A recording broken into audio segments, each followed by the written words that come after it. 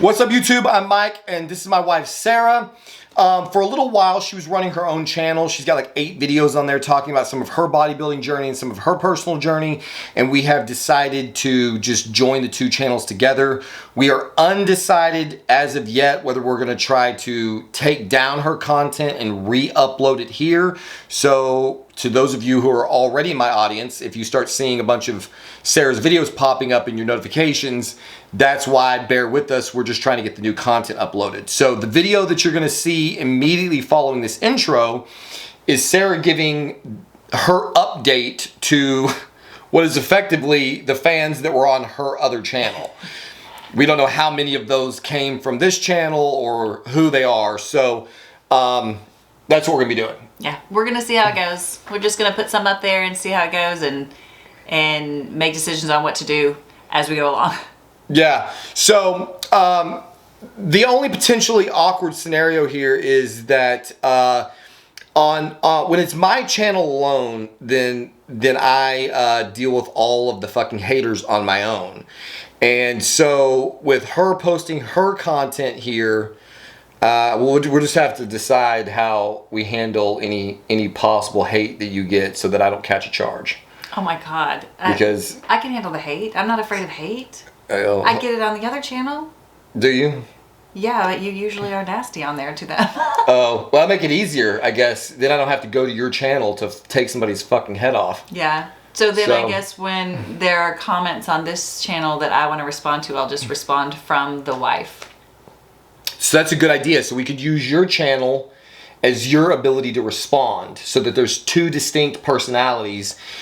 Okay, great. So we don't have a really clear idea what we're doing here. We're kind of fleshing it out on camera. Because who fucking gives a shit? Like, people act like this is, nobody knows what the hell they're doing in life. Yeah. We're all just stumbling around in the fucking dark. So anyway, she wanted an intro to the video that she already shot. So are you good? I'm good. I feel good about this now? I think that's good. Without further ado, we're going to cut to Sarah giving you her update on everything that's been going on since she last shot a video on her channel, and then we may or may not bring over the content that she's already created, but definitively what you will see, if you want to see more of Sarah's content, is where I'm going to create a playlist on this channel, probably titled Mrs. Trinity. I don't know, why is it Mrs.? I like because Miss. I'm your wife. Miss Trinity sounds better than Mrs. Trinity. But Miss is unmarried. Mrs. makes you sound old. Miss sounds young. I worked really hard for my missus here, and I am old. Sorry to tell you. Are we? Yes. Yeah. I'm trying to live in that deluded state where... Anyway, nevertheless. Enjoy the video.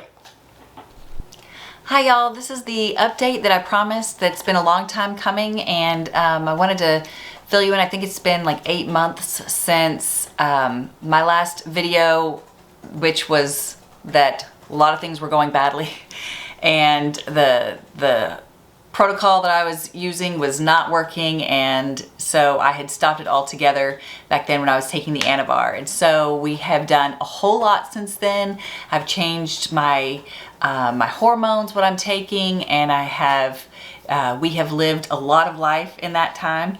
And so I just wanted to fill you guys in on some of the things that changed after I was on here last. Mike and I we went traveling, and we traveled all over the Western United States and with our kids, and we camped, and we were in hotels and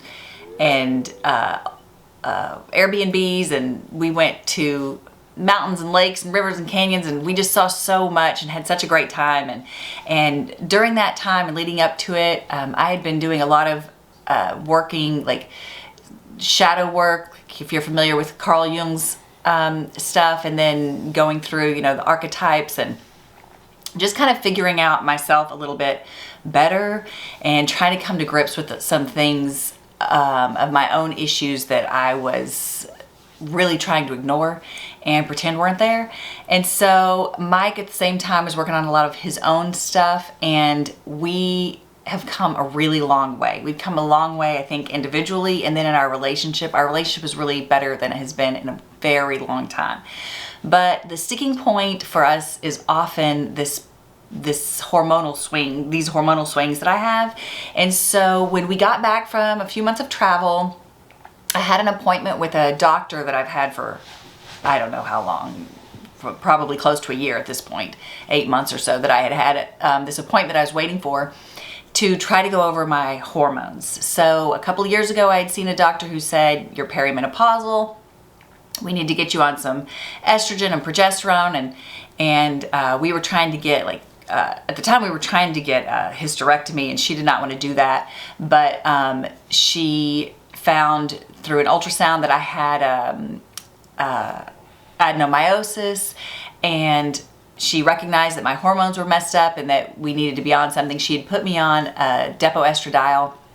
At the time it was, I think she had me on, what was her dose was 0.75 per week, 0.75 milligrams per week. And so, she was 3 milligrams once a month is what she actually wanted to put me on. And we had split it up to 0.75 per week. We're injecting it at home. She had given me progesterone cream that was, so we didn't really like the transdermal. And when I did use it, it just made me insane. The mood swings were terrible. And so I went off of it, and she had warned me that that was going to put me at risk for my uterine lining just getting too thick and potentially being a risk factor for cancer. So she had encouraged me not to get off of the progesterone. And so I had not been on the progesterone all that time. And so we knew it was time to go and see another doctor.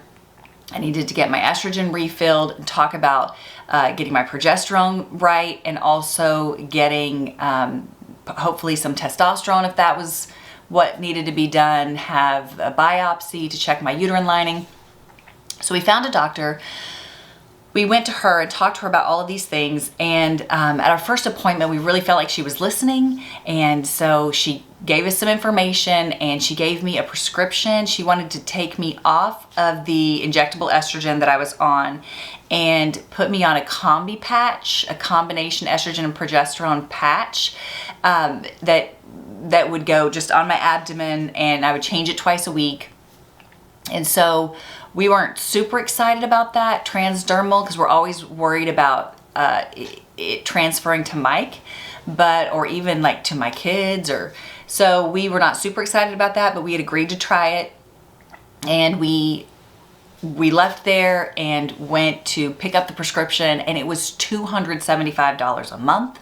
And so I was able to get GoodRx would give it to me for $250, and that was just ridiculous because before I was paying $180 for 8 months of my estrogen. So it was ridiculous price. So we contacted the doctor again. We talked to her about it, or actually she would never respond. So we couldn't get any response for over a week, but eventually she called something else in and ended up being the same thing with the same price, just a different brand. And so it was so frustrating. We ended up getting the combi patch. I tried it for a month and it was a bit of a disaster. So it was working to shut me down, which is what she was trying to do, was shut down my periods to help with those mood swings. And it was working to shut me down, but actually what it was doing was making me have a period 100% of the time, really. Wouldn't you say? Like, yeah. I was basically just bleeding all the time. But it was just a little bit, it wasn't a lot. And you know, my body was getting used to this progesterone and it was not going well either. And so anyway, I had an allergic reaction to the patch, so my skin was burning and red all over. Excuse me. And then we had so of course Mike's doing the research like he does, and he's at home researching all of these different things and finding that really she put me on the highest dose, and that's not what we wanted. We wanted a lower dose, and we weren't sure why she had put us on that high dose. And so we spent a month trying to get in touch with her and get some things figured out, and we could not get a response. And so we ended up finally seeing her again because we had an appointment already scheduled. So we saw her again, and is that when I had the biopsy? The next appointment? Yeah, the second appointment as well. That's right. I had a biopsy, so that was September 1st. And I was supposed to get the results by the end of that week. And then she had mentioned during that, like, that it would look for cancer, and if I had the thickened uterine lining that we were afraid of, and she was very concerned about because I had been so long on estrogen and not progesterone. She made it sound like it was almost a guarantee. She had us panicked. Yeah, she had us in a little bit of a panic about that. So we, she had said that could be it. So we're nervous about it. We're waiting, and actually, I had been wanting to try some human growth hormone, and I was putting it off because I know that will grow any cells, and so I didn't want it to grow any cancer cells. So we're just waiting to hear back from her. Also, at that appointment, she switched me. She said, okay, just keep using the depo-estradiol that you're using, and I'll write you a norethindrone pill. And so we were like, okay, we'll do that. So we go to pick up the pill, and she's written me 5 milligrams per day for 5 days out of the month. And that was supposed to be to shut me down. She wrote a prescription that is designed for someone who actually has an endometrial problem, where they're trying to shrink the endometrium, and so it's an acute event that is supposed to be relieved quickly. It's not the prescription was never intended to be used for the purpose that we were trying to use it for, which was to shut down your period, which of course you have to take daily over an extended period of time. It's birth control is effectively what you're being prescribed. So the woman just completely and totally misprescribed the entire thing. And before, when we had talked to her about it, she talked about it being a birth control that you didn't take the placebo with. That's what she told us. And then when we actually got there, it was 5 milligram pills, which is way too much, 5 days a month. And so Mike, of course, is researching it again, and he's like, this is 20 times the dose that you need. So we're first pissed off. Yeah. I mean, I was fucking livid. Mike was so angry. We're gonna have to go back to the doctor, and then luckily, when you've taken Anabor in the past, you used it in powder form. Right. So suddenly I realized, oh my God, this woman screwed up in a major way, but she actually kind of accidentally hooked us up, because all we have to do is crush up these 5 milligram pills and divide them into 8 separate doses, or 20 separate doses.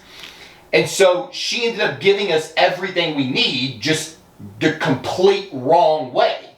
Yeah. And so it ended up being way cheaper in the long run than we had thought to begin with. Right. So that was really exciting when that worked out kind of a better way for us. But she was so frustrating. The original doctor I'd gone to had written me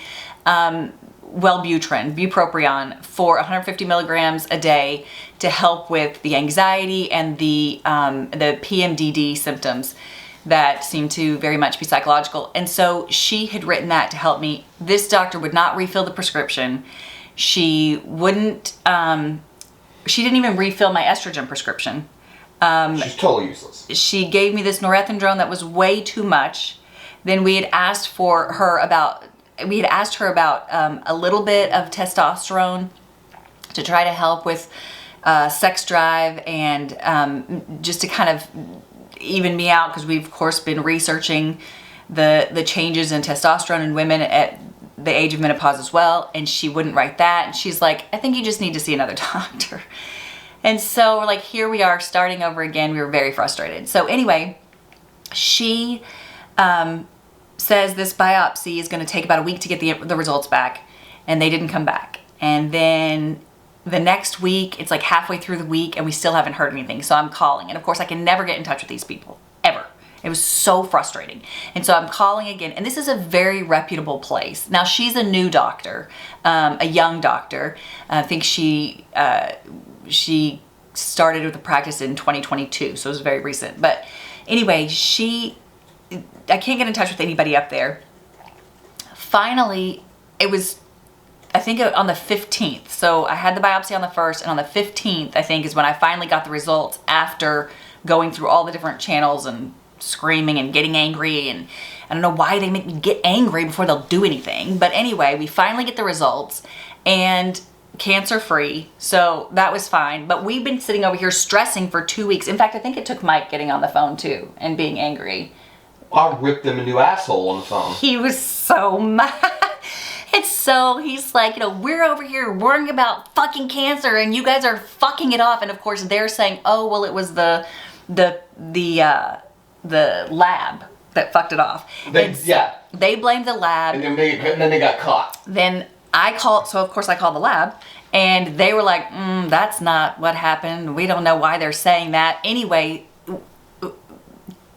the end of the thing, we got everything for free. Our labs, our visits, our everything. They gave us all our money back if we would shut up about it. If we would shut up about it online and edit our review, because that was the other thing, is I blew their asses up on the Google review is still there. If you look this clinic up, it's still there. I just edited at the bottom of it. Then eventually they kind of did the right thing. Yeah, so they ended up doing like a peer review of this case with the other doctors that work with her. One of the ladies that worked the phones got fired. It was really bad situation, all in all. And of course, Mike exploded in spectacular fashion in his way. And so it was a terrible experience overall. But in the end, I did end up with my estrogen and then the progesterone. Now the progesterone is so evil. It's the thing that we feel like causes all the problems or most of the problems. And so it was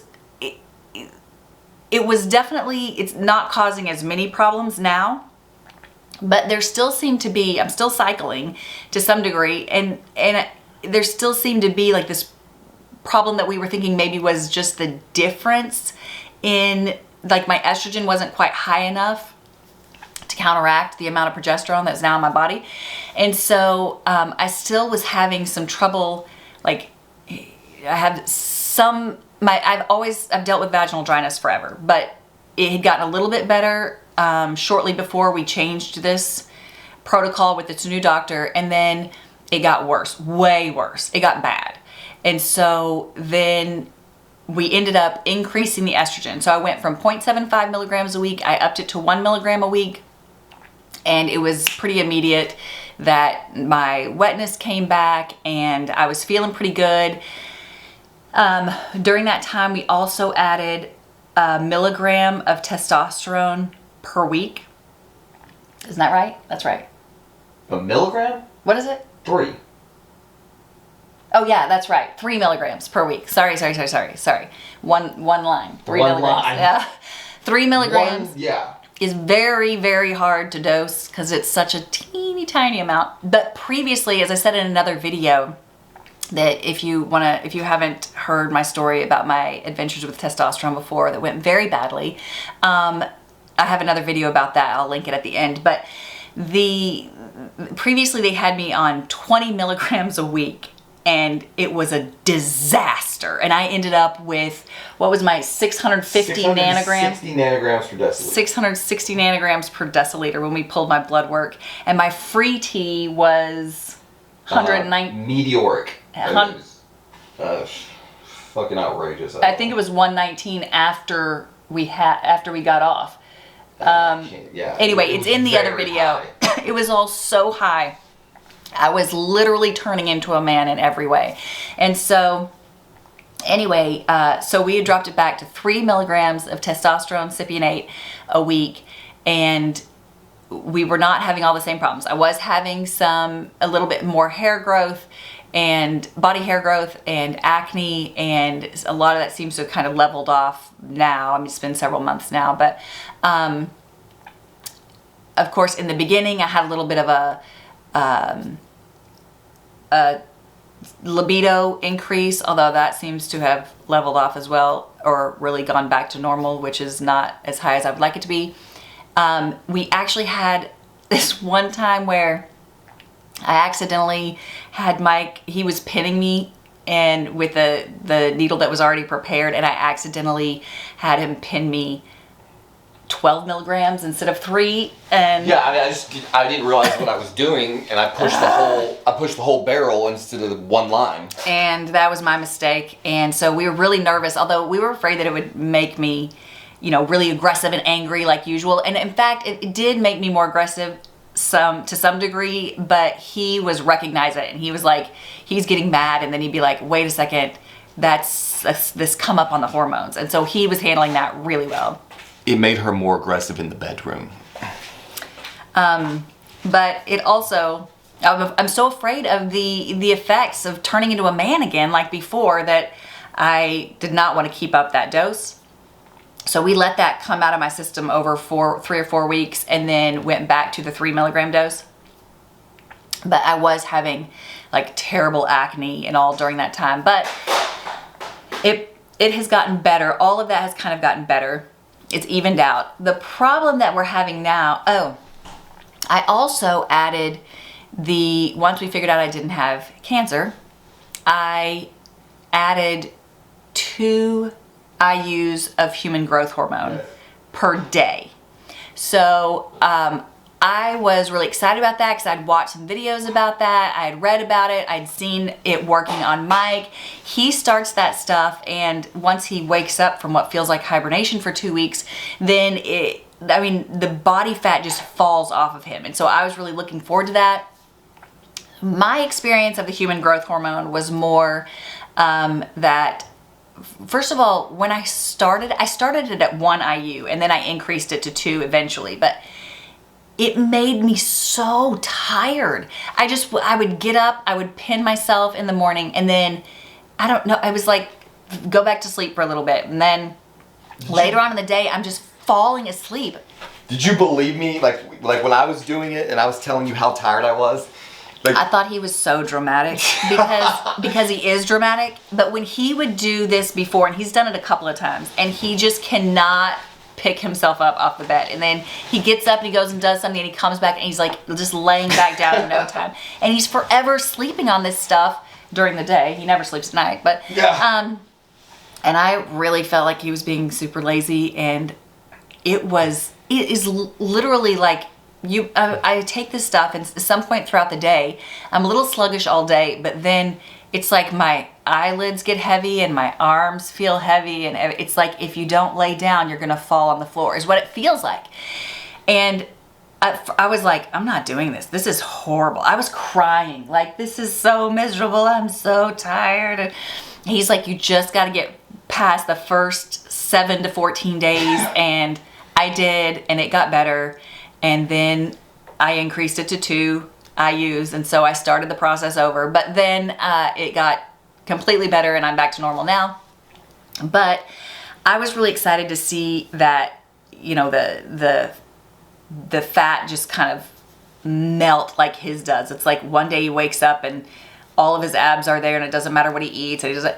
When I was also looking forward to, you know, one of the things that I kept hearing was it'll make your joints feel like butter in the gym. And I do have some joint issues. And so, you know, at 42 years old, that's kind of normal, right? And especially in the gym, and I'm lifting heavy, and I was really excited to have that go away. I did not have these wonderful experiences on the HGH. I've been on it for 4 months now, and I'm sticking out for 6 months and see, but I think that my joints did get better for a little while, and then I don't know, like, maybe I'm getting used to that. Maybe it's going to be terrible when I get off. I don't know. Maybe I'm going to feel ancient, but I do still have some joint pain. I did not have the fat melt off my body, for sure. But I have some competing issues because I'm on this estrogen. In fact, we were... for those of you who know, Mike has been having this terrible shopping addiction. So we're at the mall all the time. And so we've been trying on all these dresses. I had been, he's not trying on the dresses. He's with me while I'm trying on the dresses. And we go in this dressing room at Nordstrom, and I was changing, and I'm like, surely it's the lights, right? It's the lights. Like, why? It looks like I've got cellulite, and I can't fit into any of these dresses, and my body just does not look right, doesn't look normal. I'm crying in the dressing room, And then, Mike's like, yeah, this is not good. I mean, he's being really sweet about it, but yeah, this is not right. This is not normal. My nipples were so puffy. Excuse me. We're getting over being sick here. I hope we're getting over it. So, my nipples were so puffy in this weird way. And so I was like, I had upped my estrogen to the 1 milligram a week. I mean, 1 milligram a week. And so I was like, oh no, we're like 4 weeks into this. And I'm like, it's the estrogen. It's the estrogen. It's adding all of this water, and then the fat is like, I thought that was it. So of course I panicked. I starved myself for a few days to take out. I noticed that the scale had been going up a little bit. Actually, what I noticed was that I didn't look at the scale for a couple of weeks, and then I saw my body and I panicked and I went and looked at the scale, and it had gone from like 132 to 142. So, I mean, I was actually putting on the weight, and I was just appalled because that's not normal for me, and it was really hard for me to look at that. So I went in, and that day, after we went to the mall that day, actually it was the next day, after crying about it, and we're all talking about it, the next day was my shot day. I dropped my estrogen to 0.75, back to where it had started, to 0.75 milligrams, and I starved myself for a few days to see some of that weight come off, and it came down to about 134, 135. It's been hanging around 135 since then. But then I started having the vaginal dryness again. I started having a few of the night sweats again, and just that miserable. So we talked about it, and I didn't go back to total vaginal dryness, but it was taking a lot more effort to lubricate myself. And so we ended up going back again to the 1 milligrams, and it's fixed all those problems. I mean, I realize now that in my entire life, I don't think I've ever had enough estrogen. In my entire life, not to sustain, anything. And so the 1 milligram is definitely the sweet spot for me. But that's all right, I don't care. But and then my nipples didn't quite puff up in the same way again either. But one of the other things that happened when we increased my estrogen that I forgot to mention was, after a few weeks, I felt, or actually I think Mike felt the lump first. I can't remember. We felt a lump in my breast.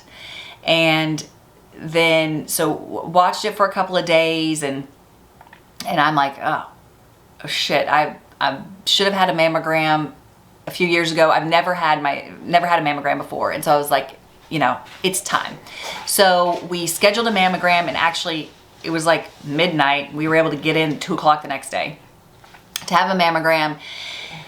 And it ended up just being dense breast tissue. And Mike realized, oh my God, it's because you increased your estrogen and it's causing this added dense tissue. And that's what it was. And there were a couple of spots. So we got over that scare.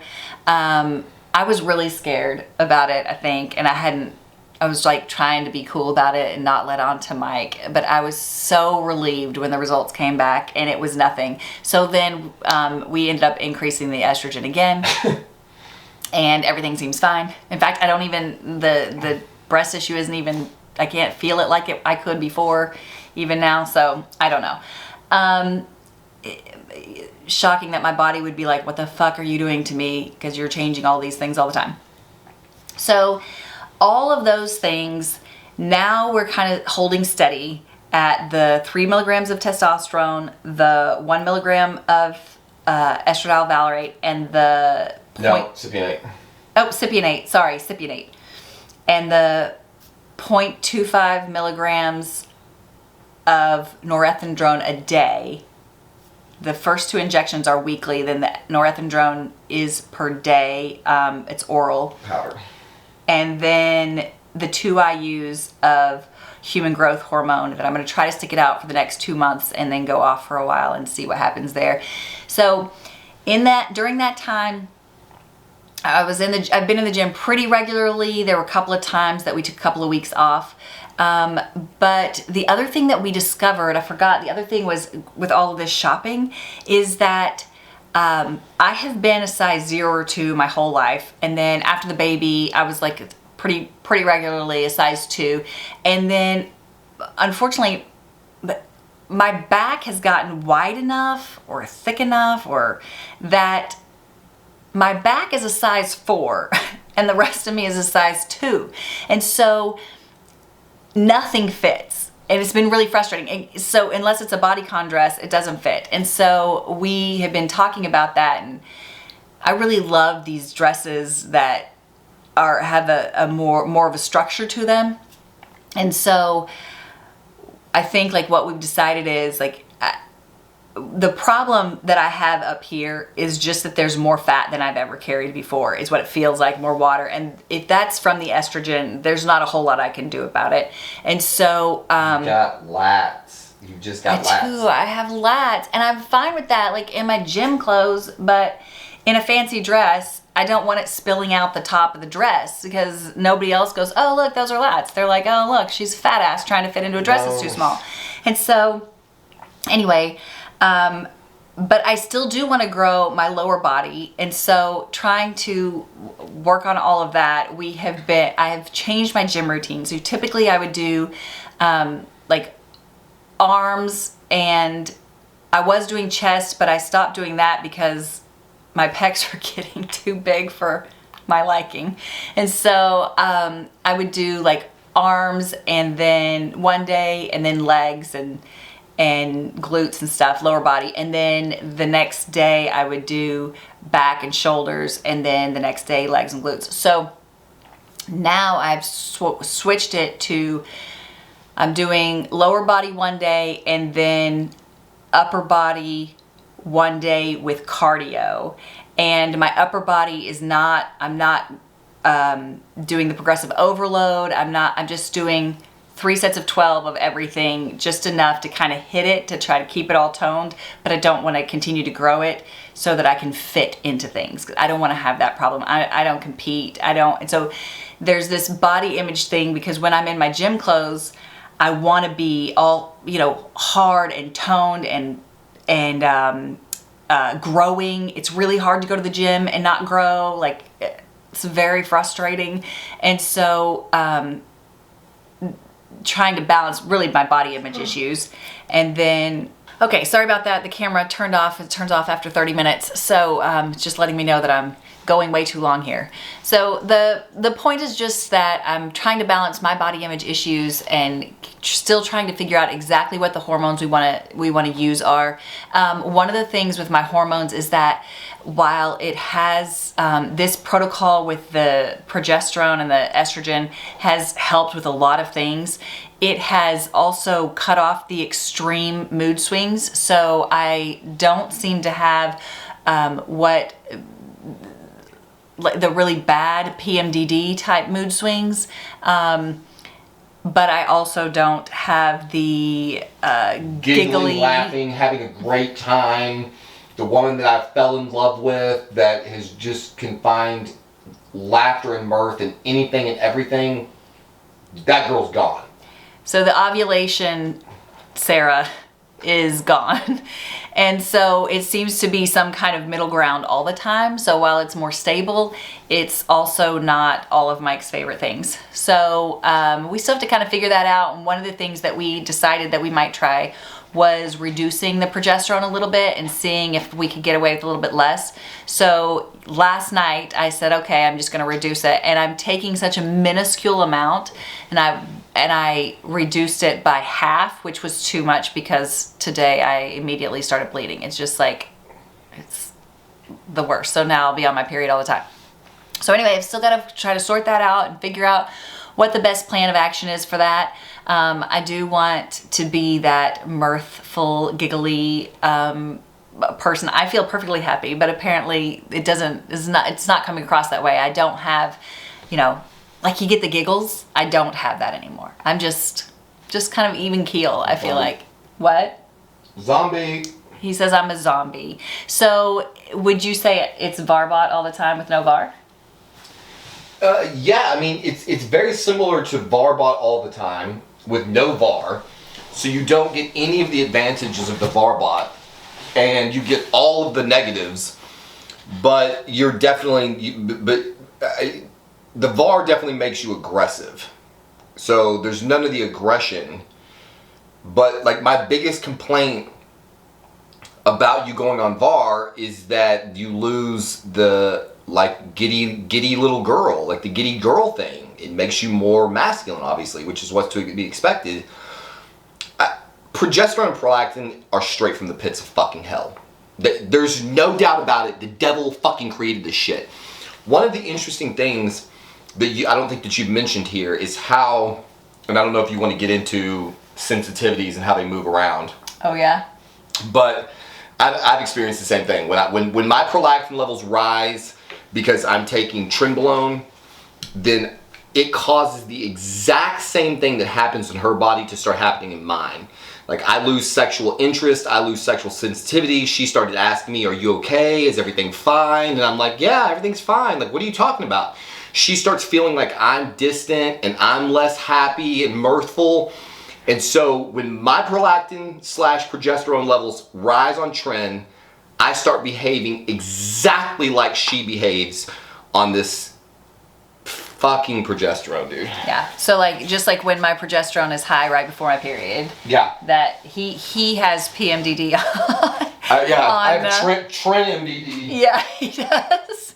And so it's actually, in one way, it's been really good because for however many years we've been together, I'm always like, you know, he before my period, he's like, "I fucking hate this girl." I'm like, "What are you talking about? I'm the same person. I didn't do anything different. I feel the same. And maybe I'm a little weepy or a little irritable or whatever, but like, I'm not coming at you. I'm not." And it would just be the end of the world for him. And he would be like, "You just don't understand the difference."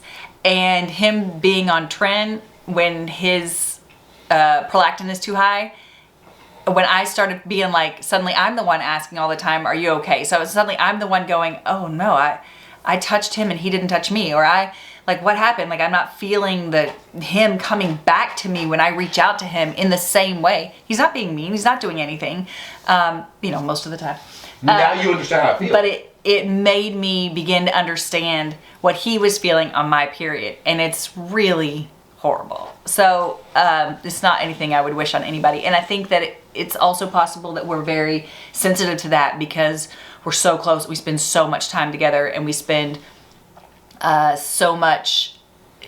I think there's a whole lot more, and I'm really, the most I can compare it to is my previous marriage, which is probably the other extreme. But even like the other marriages I've seen, there's a whole lot more touching and interaction and talking and closeness that I think is probably typical of somebody a couple who's been married for nearly a decade.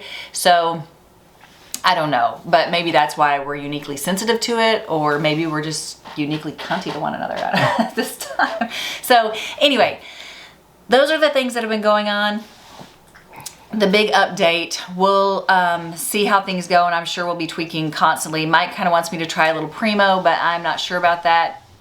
I think I need to kind of let this ride for a while and see what my hormones are going to do and what my body's going to do for now. So we'll keep you updated. And if any woman has taken Primo and happens to be watching this video, please tell us in the comment section what your experiences were. How much did you take? Did you have any virilization? Anything. Yeah, and one of the things that I've been worried about with taking anything else is that I've already fucked up my voice to some degree, and I don't want it to get. I don't want to sound like. I don't want to sound like a man. Like, I don't want it to keep getting deeper and deeper and deeper and deeper, and it's already so much deeper than it used to be.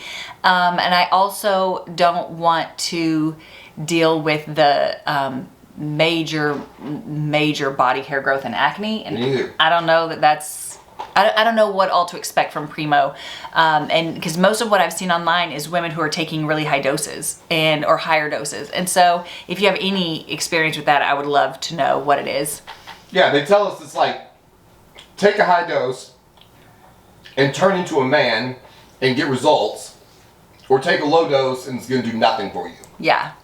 So I'd be curious to know what it does for other women, especially for women who are, especially if you're not trying to compete. I don't know, like I think it's probably different when you're taking a lot for that purpose for a brief period of time. But anyway, any information would be great. And I think that's all I got. You got anything else? It's your video, girl. I know. Everything's your video. No, it's not. All right, so we'll see you on the next one.